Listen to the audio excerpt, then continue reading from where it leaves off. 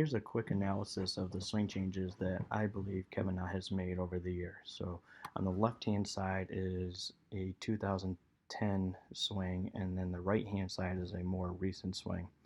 Looking at posture, left-hand side Na has a much flatter back and a slight knee flex.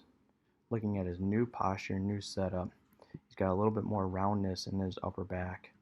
His hips are tucked a little bit more underneath of him, and he's got a slight bigger knee flex here. When we get up to the top of the swing, now his old swing on the left, he was a little bit flatter, more laid off at the top. Now he gets that club, still somewhat in a laid off position, but it's more in line with his hand, so not quite as laid off as the left hand side.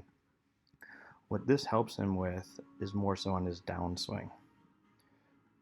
When he gets that club too laid off at the top on the left hand side and he swings down, he's going to get that club, somewhat on plane here, but it's actually a little bit steep, so that club shaft starts to come more through his bicep here, but it never drops down onto the plane line. It stays on top of it, so the club face is going to stay in a more open position.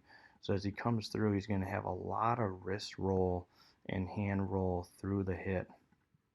We can see that club head and shaft starts to get closer to his body as his hands start to work out more away from him.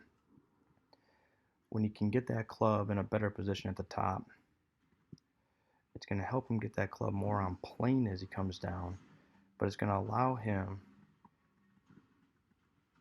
to be able to get a better impact position. So now that club still comes through the right bicep, but now it starts to get more on plane as he comes down into the ball, where he continues to get that club to stay on that green line throughout it. And as he comes through impact, his hands are able to stay a little closer to his body as that club shaft can stay more out in front of him with the club head more down the line. So he still gets some wrist roll through the shot, which can lead to some inconsistency in his swing.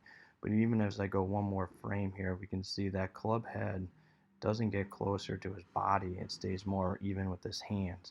So if he can maintain his impact position a little bit longer through the shot, it'll create a lot more rotation. So left hand side, see how that right shoulder is not getting through and not as much rotation with his upper body.